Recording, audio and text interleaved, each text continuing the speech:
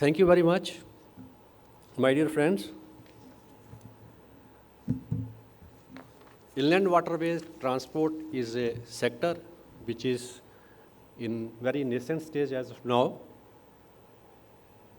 But inland water transport offers cost-effective, energy-efficient, and environment-friendly mode of transport, which can be utilized for relieving congestion on road and rail networks. As per a World Bank study, the cost of carrying 1 ton of cargo over 1 kilometer is rupees 2.28 on roadways, 1.41 for railways, and rupees 1.06 on waterways. Moreover, inland vessels capacity is approximately 1,500 to 2,000 ton, which is equivalent to 100 and 125 trucks on road and 30 to 40 rail wagons on railways.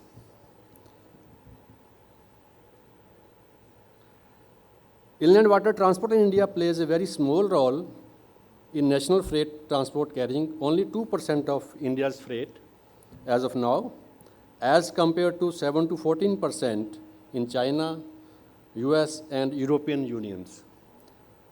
These regions possess matured river systems which are efficiently integrated with ports through multimodal corridors to facilitate exim flow of cargo. However, there is immense potential for inland water transport in India, given that almost half of the Indian population lives around Ganga river belt, which is the longest waterway as of now, and about 1/5 of all India freight originates and 1/3 terminates in the states around Ganga belt.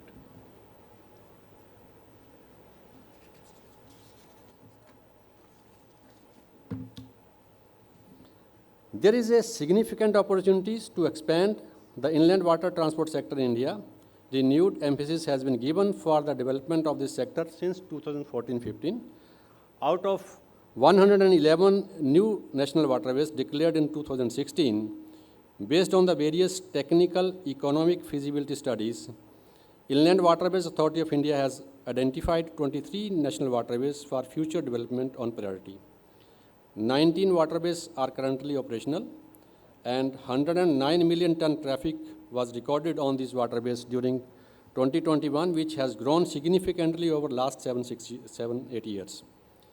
Development of new national waterways along with existing one will play a major role in inland waterways overall growth in the country.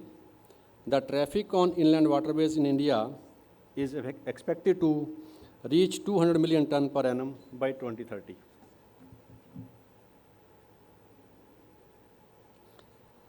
You can see from this bar chart, in 2014-15, the traffic on national waterways was only 30.41 million ton, which has now reached up to 109 million ton in 2021, and it is in the increasing trend of now.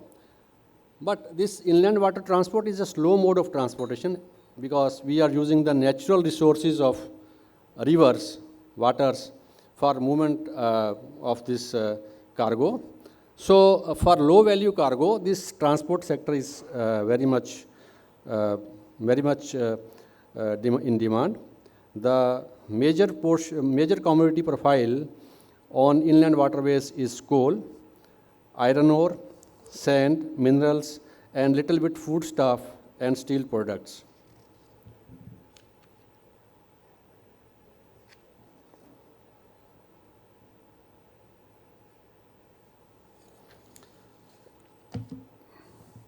Inland Waterways Authority has taken up some key interventions which have been undertaken for development of inland water transport sector in India. The foremost is fairway development, which is like a roads for plying of vessels, which requires a sufficient depth for movement of vessels, which we will do with dredging, river training works, conservancy works, bandaling, and river marking is also done like signage on the road. Then terminal development we are doing. Some multimodal terminals has been put up on National Waterway 1 at Varanasi, Haldia, Sahibganj, Patna, on National Waterway 2 at Pandu, Dhubri and Jogi Upai is coming up. And other riverine structure for crossing the waterways where these dams and barrages are there. So navigation locks, we have taken up a big navigation lock gate at Farakka. And the last one is vessels design and pilot runs to showcase the entrepreneurs that how this waterway is feasible for movement of cargo. However, there are many challenges in inland water transport because we are using the natural resources. It is not that we are creating something on land, and there are certain challenges, and IWAI is addressing these challenges appropriately. First one is lack of awareness about inland water transport. Since it is a new sector, IWAI has been regularly disseminating possibilities and potential benefits of inland water transport through various stakeholders' interactions and targeted outreach. There is a lack of adequate skill, and we have developed a center called NINI in Patna, and it is currently offering various training programs for master engine drivers and other skills. There is lack of operational infrastructure.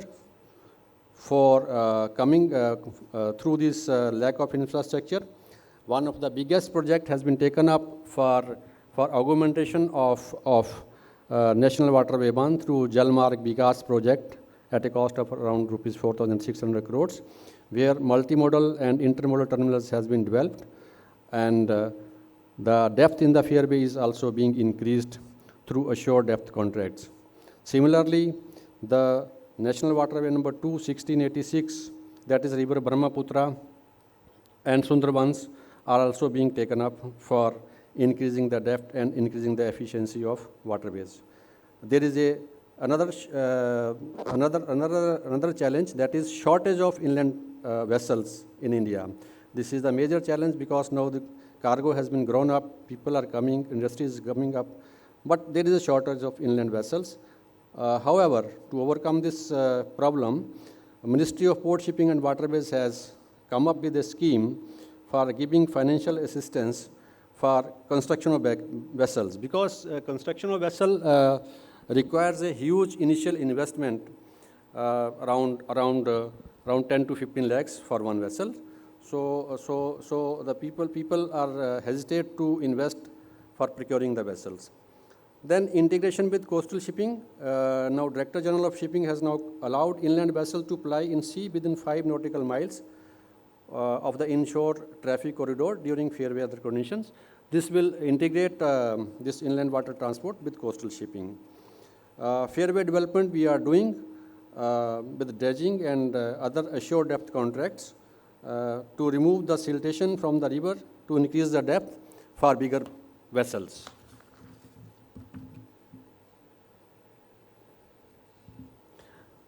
To develop inland water transport sector as a self-sustainable, economical, safe and environmental friendly mode of transportation, and to increase modal share of inland water transport, Inland Waterways Authority of India has chalked out plan for next 5 years with the following focus areas. One is promote and facilitate movement of bulk and containerized cargo, develop around 5,000 km of navigable waterways route across states, enhance regional connectivity with Northeast India and neighboring countries, that is Bangladesh, Nepal, Bhutan and Myanmar, through EVAC-TG, that is Eastern Waterway Connectivity Transport Grid. New project is coming up for connectivity with these neighboring countries.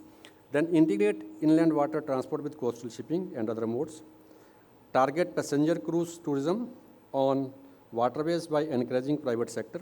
This is the new sector, cruise tourism, which is very much in demand now in India, and lot of increase has been noticed during last few years. Coming up with that, this we have an agreement with Bangladesh where the cruise vessel can also ply between India and Bangladesh, carrying Indian and as well as international cruise passengers. Then we are focusing on infrastructure and service gaps, and introduction of e-initiative in line with ease of doing business. We have taken up few few portals, e-initiatives to streamline the inland water transport.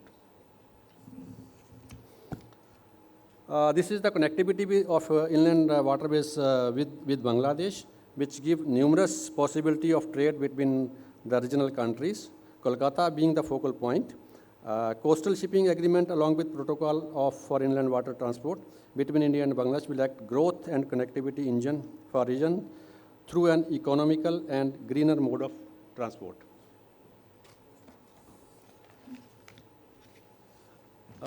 These are some of the project which we have taken up for increasing the partnership for the participation of the private players in inland waterway transport sector, for giving the terminal operation to them, and also for assured depth contracts.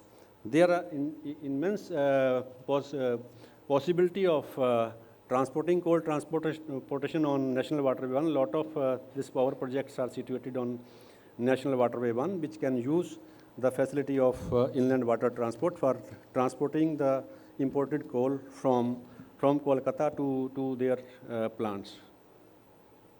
Then there is an opportunities for movement of this coal to northeastern region from Kolkata. Most of the this cement factories situated in Assam and northeastern area are importing coal from Haldia dockyard. Mostly it is done through rails as of now, but this waterway can also offer opportunities to this movement of coal to northeast.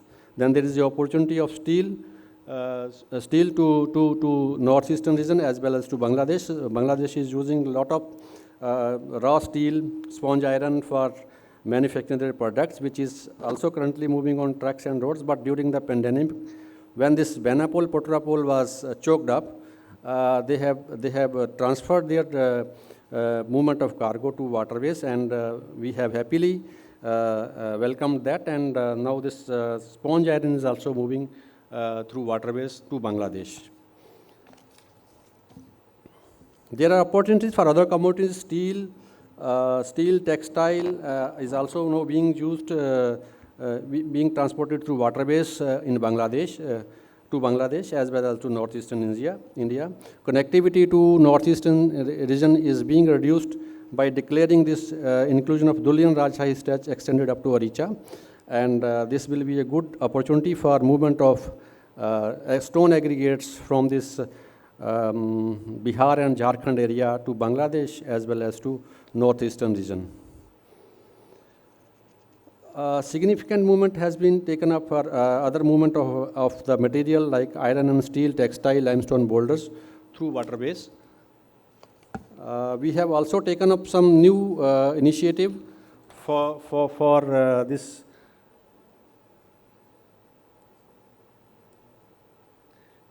new portals for ease of doing business.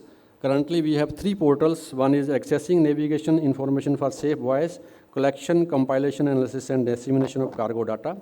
Provision to get permission registration etc. online for movement of vessel to Bangladesh from India and from Bangladesh to India.